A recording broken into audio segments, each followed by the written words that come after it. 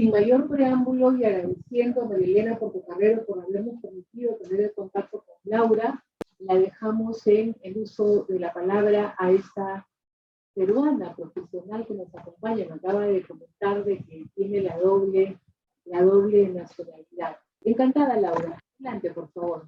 Esto hasta hace muy poco no era visionado, ¿no? Ni la política criminal llegaba a ellos. Hoy en día estamos trabajando cada vez más en este tipo de ayudas a las organizaciones. Pero tampoco no toda ayuda es criminal, ¿no? Un abogado que defiende un caso, si está dentro de los límites, eso llamamos de comportamientos neutrales, comportamientos estandarizados, pues no sería punible. Pero si su colaboración va más allá de lo que es la mera asesoría puntual de la defensa, ¿no? Si ya pretende crear sociedades financieras para lavar dinero, pues claramente ya entramos en el ámbito criminal, ¿no? Eso hay que dejarlo claro. Y eso es un problema que tenemos en nuestra PGU, en todos los sitios. Fíjense al juez Baltasar Garzón, que le sonará mucho, lo procesaron porque estaba investigando al abogado. Le condenaron por prevaricación por poner escuchas al abogado del caso Gürtel. El caso Gürtel es un caso de financiación ilegal, uno de los más, mediáticos y que ha conmocionado a España. De hecho cayó el gobierno, lo bajó por esto.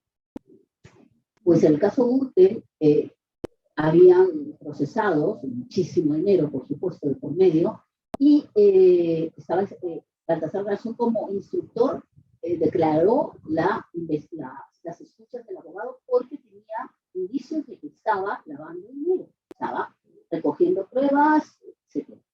Pues por eso, por violar, dicen, el derecho de defensa, le condenaron 10 años de inhabilitación por prevaricación.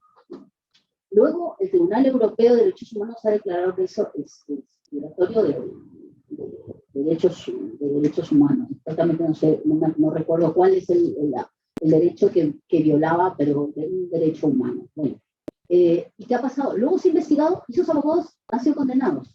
O sea, de verdad estaban lavando dinero, de verdad estaban creando, borrando pruebas, de verdad estaban realizando conductas. Entonces, ¿a qué voy? Bueno, ustedes como estudiantes, yo a veces le digo a mis estudiantes, yo creo que nosotros tendríamos que, más que derecho, tendríamos que enseñar ética. Punto número 1, es decir, es la base de todo, tener claro los límites, ¿no? Y por eso ahora me voy a dedicar un poquito a esto, ¿no? ¿Qué es lo que buscamos? ¿Qué es lo que queremos? No queremos castigar por castigar. Ahora vamos a ver, lo que queremos es en realidad ir a la lucha, porque tenemos muchas dificultades para dominar este tipo de fenómenos, auténticos fenómenos criminales, como decíamos, ¿no? Donde, fíjense, el derecho penal, su máxima es el principio de legalidad, ¿no? Eso ya lo habrán estudiado seguramente en clase.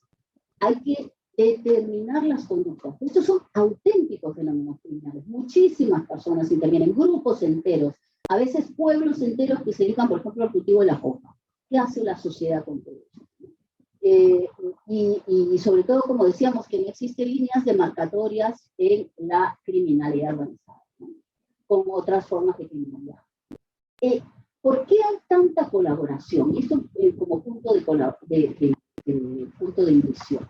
¿Por qué hay tanta colaboración entre el crimen organizado, la corrupción, la criminalidad de empresa? Porque tiene elementos comunes. Porque la organización es transversal, ayuda a establecer redes, ¿no? Las redes criminales, ¿no? Una persona de una organización colabora con otra organización. Una del crimen organizado colabora con otra de la corrupción, ¿no?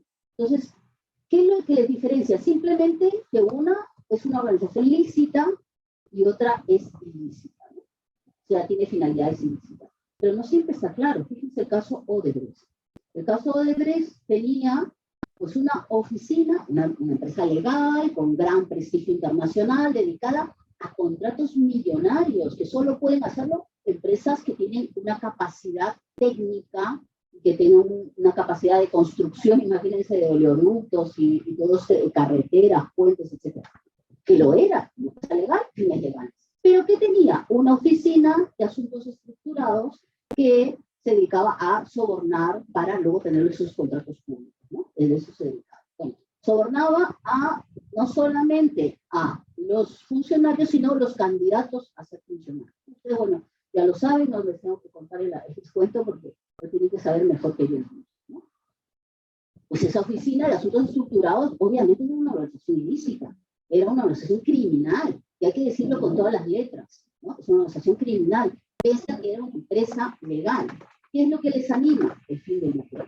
El fin del lucro, totalmente. Esa finalidad lucrativa, eso es lo que les hermana a la corrupción y al crimen organizado, ¿no? Ese es ese aspecto común, ¿no? Y la división de funciones se divide igual que una empresa. La criminalidad funciona como una empresa criminal. Se divide funciones para tener una capacidad, digamos, optimizar sus capacidades, ¿no?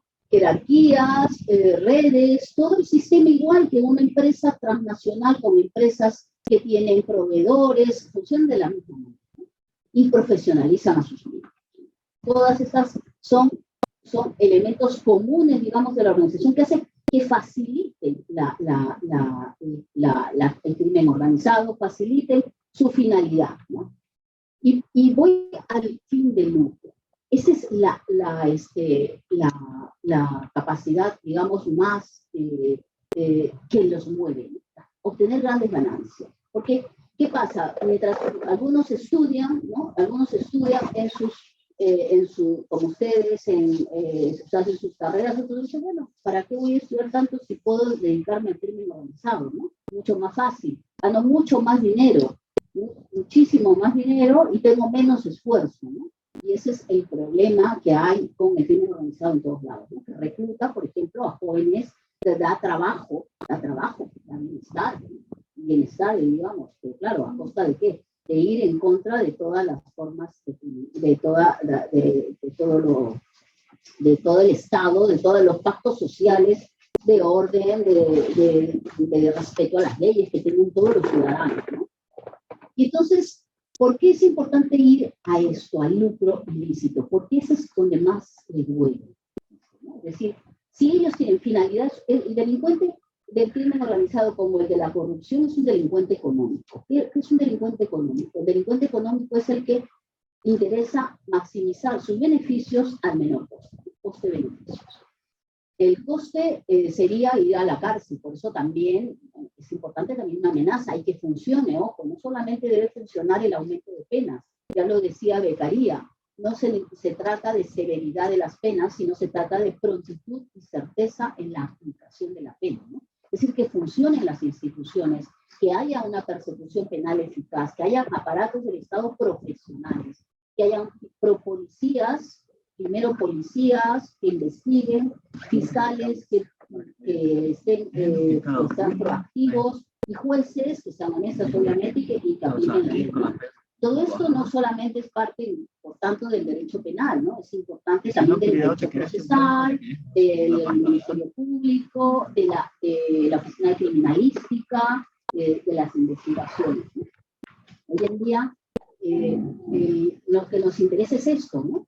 Son delitos de la obtención de grandes ganancias ilícitas. Por eso la política criminal está yendo a donde más les duele, les decía, ¿no? Que el delito no rente, que hayan medidas patrimoniales para recuperar los activos, todos los beneficios económicos que han obtenido, ¿no? Y evitar que ese dinero mal habido siga alimentando la criminalidad organizada de la corrupción, que ya saben que sirve para corromper a más autoridades, para corromper a más a operadores del Estado, ¿no? Sobre todo, claro, para evitar ese ciclo económico del delito con el lavado de activos, ¿no? Y también para, ojo, la reparación civil. Cada vez más en la política criminal internacional nos interesa a las víctimas, pagar a las víctimas, reparar a las víctimas, ¿no? Y por tanto, la indemnización de la indemnización civil, ¿no? Además, nos interesa, decíamos que el delito no rente, por eso el decomiso de los bienes, decomiso o recuperación de activos, algo nos llama extinción de dominio aquí, ¿no? Ya tiene todo su sistema, un subsistema, como saben, ¿no? Distinto, tiene sus jueces, fiscales, sus reglas, etc. No voy a entrar en ellas, sino simplemente en la, digamos, en la idiosincrasia, cuál es la finalidad político-criminal. Recuperar, como decimos, los bienes mal habidos, ¿no? Y reparar a las víctimas. Nosotros tenemos una figura que no existe aquí que se llama partícipe a título lucrativo.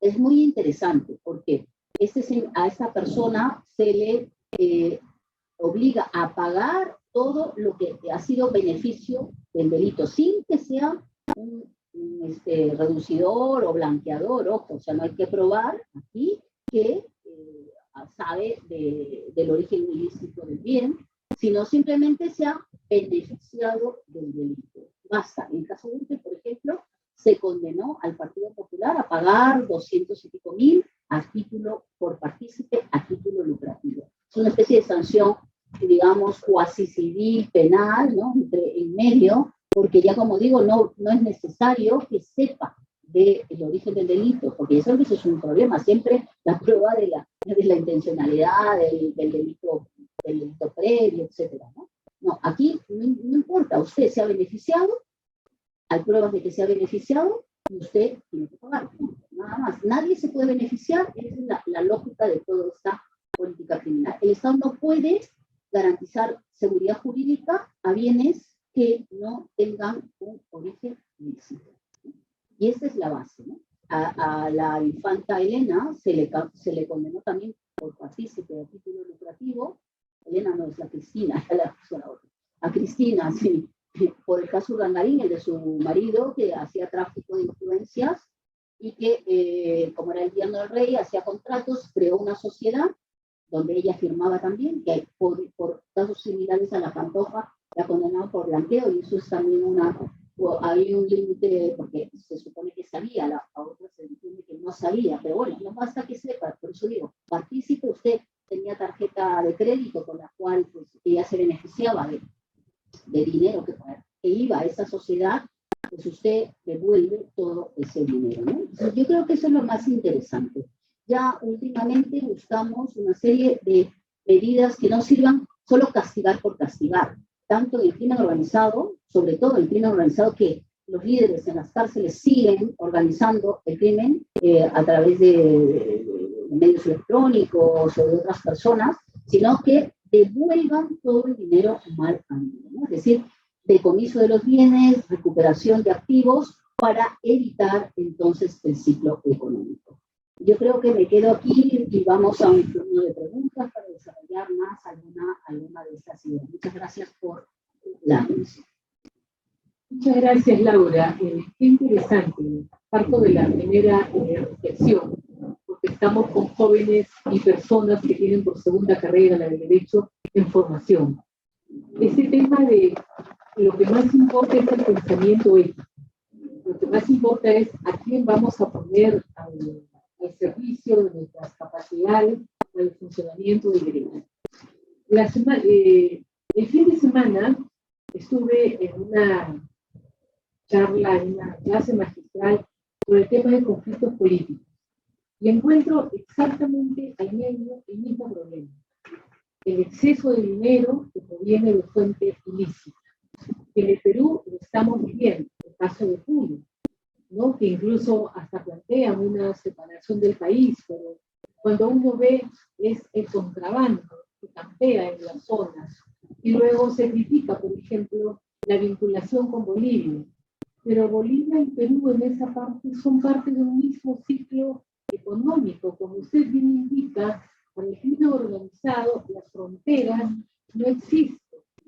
Y luego en el Perú tenemos un gran factor que es el del narcotráfico. Somos el segundo país productor de cocaína y eso no se tiene presente. Mueve al año aproximadamente 6.500 millones que entran a generar corrupción. Entonces ahí hay que ver de qué lado nos ponemos, ¿no?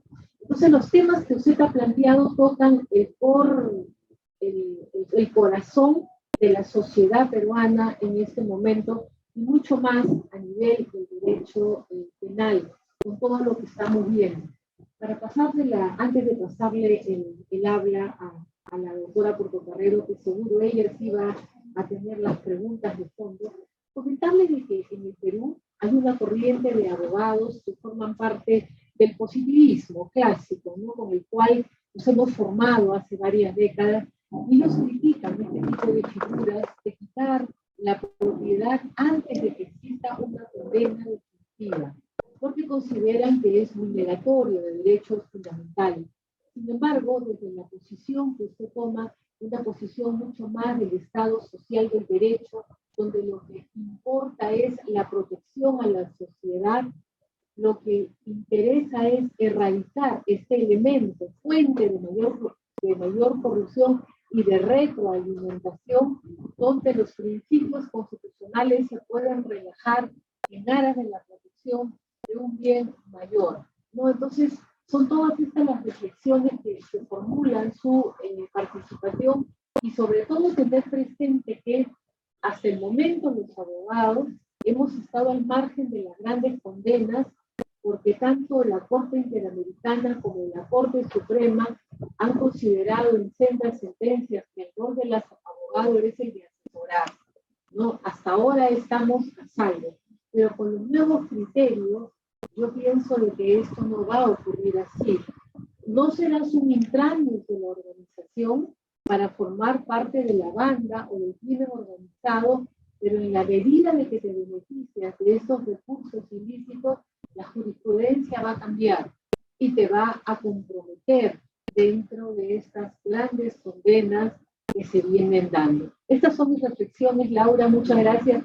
Ahora sí, Marilena, usted las preguntas. Usted las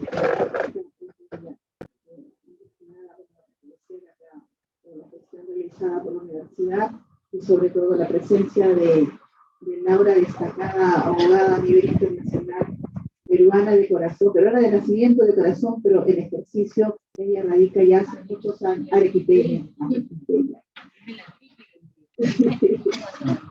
Sí, ella radica ya hace mucho tiempo en España, específicamente en Salamanca, ¿no?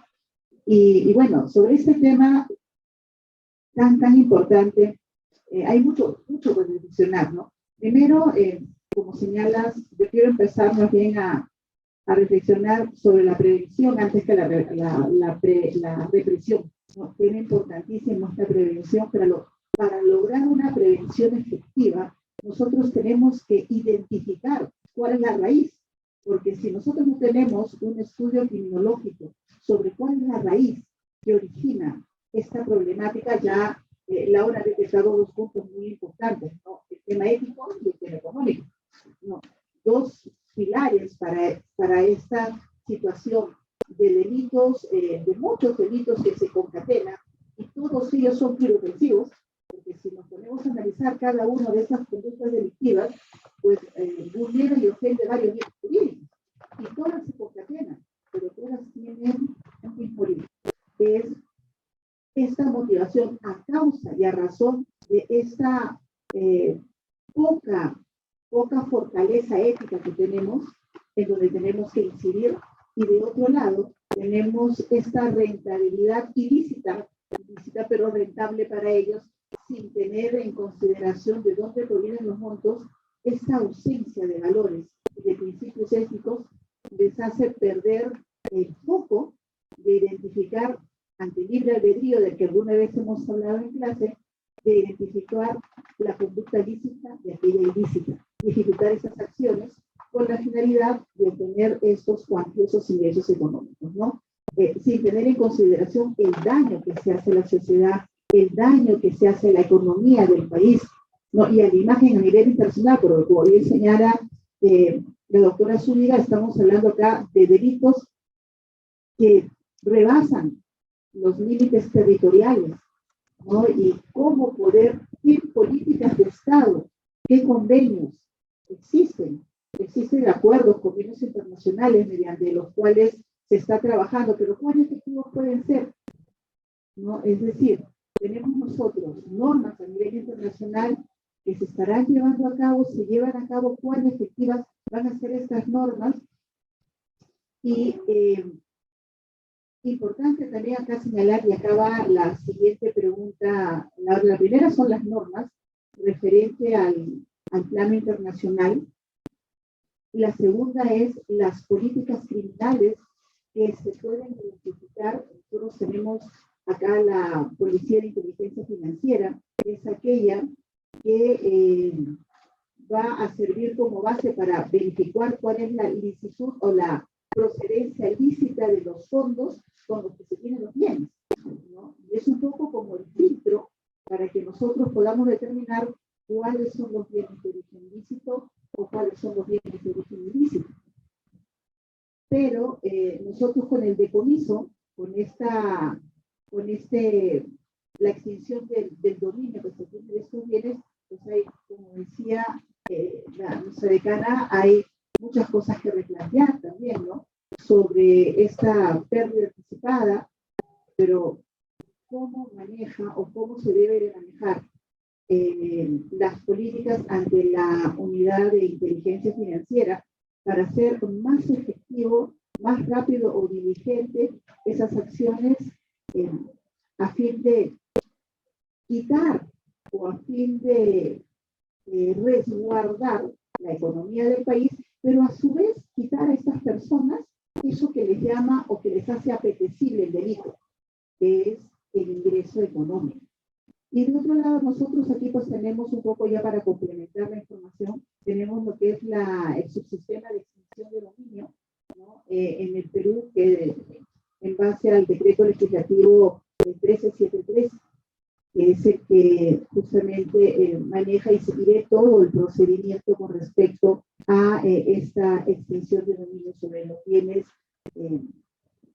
incautados provenientes de conductas ilícitas, no sobre actos de corrupción. Y cerrando un poco solamente a medida de reflexión, estimada decana, señalar que nosotros como abogados o como futuros abogados tenemos un rol fundamental en la sociedad, en las instituciones del Estado. Las instituciones del Estado se basan en las normas.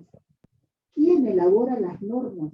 ¿Quién construye la base normativa del país? La ciudadanía del Poder Legislativo, pero ¿de quién se asesoran? De abogados. ¿Quién ejecuta las normas? Los abogados. Entonces nosotros tenemos como abogados un doble rol en la sociedad, un triple rol. Primero, el rol como ciudadanos, de incentivar y motivar al cumplimiento de las normas y los valores éticos. Segundo, el rol social, porque nuestra función es llegar a la sociedad. Nosotros, como abogados, somos instrumentos de paz social, no somos instrumentos para cometer delitos. No somos o no debemos de ser parte de organizaciones delictivas. Después nos estamos quejando sobre la función, el perfil y el rol del abogado y por qué estigmatizan a la labor del abogado. Preguntémonos como abogados cuál es nuestro rol principal y qué es lo que debemos hacer.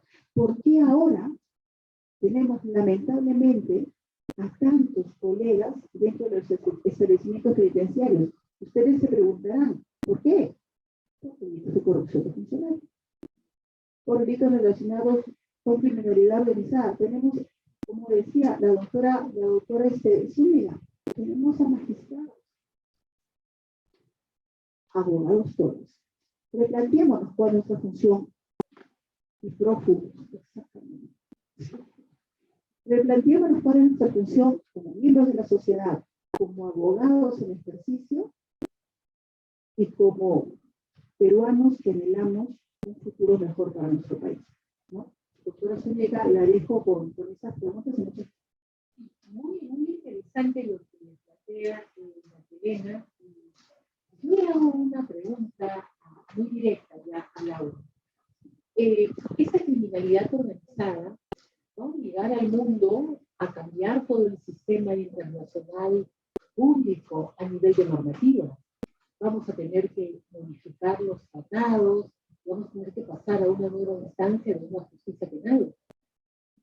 Se establece un tipo penal de organización criminal, ya con eso basta la extradición, por lo menos por ese delito, ¿no? Entonces, sí que ya hay convenios internacionales. El propio convenio, lo que pasa es que normalmente no llegamos a estudiarlos en las licenciaturas, en los grados, eso se estudia más ya en especialización, ¿no? Y, por ejemplo, también habla de la responsabilidad de la persona jurídica, que es uno de los temas que yo me dedico, y que creo que es importante también para la lucha contra el crimen organizado. Todos los convenios internacionales en materia de crimen organizado, tráfico de drogas, el GAFI, pues corrupción, tiene una norma que dice: los estados deberán establecer sanciones efectivas, proporcionadas y disuasorias contra las personas jurídicas que cometen este delito. Acaba de reformarse el sábado, bueno, acaba de salir publicado en el peruano la reforma de la ley administrativa en Perú. Bueno, esto es un tema, es un avance, ¿no? Estamos utilizando instrumentos, modernizando instrumentos, ¿no? Y creo que se va avanzando. Es necesario cambiarlos, ¿no? Yo creo que una pregunta que me decía, ¿no? Yo no creo que sea necesario cambiarlos, hay que implementarlos y hay que profesionalizar a los operadores jurídicos, ¿no? Los propios operadores jurídicos tampoco se sienten muy cómodos teniendo 100 imputados, prefieren un robagallinas que resuelven en un instante. En cambio, esos delitos son complejos, requieren incluso ingeniería financiera, asesores financieros para entender cómo se ha ido de un lugar a otro, cómo se han creado sociedades, cómo se ha ido de un país a otro, etcétera, ¿no? O sea, es decir, son delitos que requieren una complejidad y, por tanto, pues, también de personal especializado, capacitado, pero muy buenos profesionales para recuperar esos dineros, ¿no? Entonces, eso por un lado. Me preguntaba también sobre la oficina financiera, ¿no? Nosotros allá tenemos el CEPLAC, que es el servicio de blanqueo de dinero. Ahí se detecta, y ojo, son las dos agencias donde más se detecta dinero mal habido, digamos, ¿no? Que es la agencia tributaria y el servicio de ingeniería financiera, que es donde detectan cuando hay ingresos que no son comunes, que son pues, por encima saltan a la luz, que puedan tener primero indicios de ser ilícitos. Lo llevan a investigar y generalmente pues eso sucede, ¿no? Fíjense, ahora nosotros tenemos, para el que le gusta el fútbol, tenemos un caso tremendo del Barça, el Barcelona, que se detectó por la agencia tributaria. Este era presidente de los árbitros de España. Y él, tonto también, ¿no? Pues, declaró por medio de una sociedad un dinero en la agencia tributaria. Claro, porque ellos intentan introducirlo, ¿no? Porque si no lo pueden, por lo menos allá no lo pueden gastar, porque todo está bancarizado. Entonces no lo pueden gastar, no pueden gozar de ese dinero, ¿no? Entonces se detectó eso y a partir de ahí es que se empezó a investigar. Se investigó que este señor, presidente de la Federación de Árbitros, tenía una sociedad donde se le hacía ingresos por parte del Barcelona. Y claro, obviamente no va directamente hacia él, ¿no? Y luego por su hijo, el hijo que le daba informes, entre comillas, por 700.000 euros. Se preguntó, ¿dónde están los informes? Pues eran orales, informes orales, ¿sí? Obviamente no había informes, ¿no? Se le estaba pagando. Lo que no se ha probado es que haya incidido en algo, ¿no? Concretamente. Pero el delito de corrupción en el deporte, que es corrupción privada, que eso es muy interesante, porque, ojo, nosotros ya no, siempre hemos pensado que la corrupción es un tema de funcionarios públicos. No, perdón. Hay un particular detrás que se ha beneficiado también y que ha corrompido o se ha dejado corromper pagando para un servicio público, ¿no? Es decir, hay dos. Y ese es un gran problema, y eso es un tema ya más criminológico. Son delitos consensuados, nosotros decimos. Delitos donde ambas partes se benefician. Por tanto, es bien difícil de investigar. Nadie denuncia, no hay víctimas, son delitos sin víctimas también. Es decir, la víctima no es visible, la víctima es toda la sociedad, es todos nosotros. Pero al final que somos todos nosotros no es nadie. O sea, esos son los sesgos, digamos, cognitivos que tiene la gente, ¿no? Bueno, roba, pero hace obras, ¿no? Mientras haga obras no pasa nada. Y lo que hablaba de la doctora, la decana, pues en Puno y estos lugares donde, claro, está todo informalizado, donde hay contrabando, que es bien difícil de dominar también, porque pues, ahí ha habido, digamos, tolerancia totalmente a este tipo de conductas, viven del contrabando, todas las zonas de frontera, Bolivia, Paraguay, es un país donde también hay muchísimo contrabando, viven de eso. Claro, la economía de ese lugar, la gente vive de eso, ¿no? Por eso hablo de fenómenos criminales, más, o fenómenos hasta sociales, ¿no? Que están detrás. Esto hay que estudiarlo más, y por eso plantear políticas criminales integrales. Marilena hablaba de la prevención. ¿Dónde ponemos el acento en la prevención? En plantear políticas criminales integrales con propuestas preventivas, ¿no? Antes que solo represión. La represión viene cuando ha fallado toda la prevención. Entonces, ¿para qué vamos a esperar a que falle la prevención? Vamos a pensar en propuestas, ¿no? Entre ellas, por ejemplo, reforzar todo el sistema de ingeniería financiera para detectar precisamente estos dineros mal habidos, ¿no? Y recuperarlos. Y me pareció muy interesante también la pregunta respecto a que hay reticencias sobre la recuperación de activos, la extinción de dominio, ¿no? Fíjense, toda medida que supone límites a los derechos fundamentales siempre ha tenido reticencias, paros, personas que han estado en contra, en aras de las garantías. Pero toda medida político-criminal es una restricción de garantías. La pena es una restricción de garantías, de derechos, ¿no? Igual se puede, pero si se permite restringir la libertad, ¿cómo no se va a permitir restringir el patrimonio?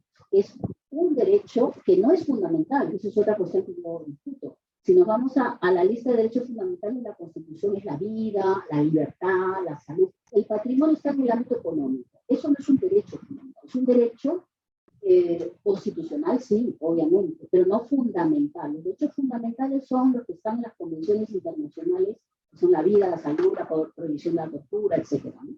Entonces, ¿por qué no? Vamos a poder establecer medidas siempre que apliquemos lo que le digo siempre a mis alumnos: proporcionalidad, principio de proporcionalidad. Tenemos que pasarlo por el filtro de la adecuación de la medida. ¿Es adecuada? Seguro, puede ser una medida necesaria. ¿Hay otro mecanismo menos lesivo? Busquémoslo si es posible. Si no, pues hay que utilizarlo. ¿Por qué no vamos a extinguir el dominio cuando no es un dinero que esté justificado dentro del mercado legal? No hay datos, ¿no? Sé que a veces ya me han contado que ha habido pues, casos en que ha sido injustamente tratado, y eso pues, hay que tratar todas las garantías posibles, obviamente, ¿no? Y ahí proporcionalidad estricta. Tercer elemento, en la medida posible legalizarlo con garantías, con criterios, con criterios mucho más definidos para que en lo posible pues, sea aplicado de una manera pues, con seguridad jurídica a aquellos que verdaderamente pues, tienen un patrimonio ilícito. Muchísimas gracias, Laura. Muchísimas gracias por habernos permitido contar contigo esta mañana. Creo que deja sembrada la semilla de ver que tenemos un rol que cumplir, ¿no? Y nuevamente agradezco que estás tocando el tema. Este es el tema del derecho en la actualidad. La vinculación entre actividades ilícitas a gran escala. Muchísimas gracias por tu tiempo, por tu paciencia, muy amable por tu tiempo. Te agradecemos que te den a los alumnos. Muy buenos días.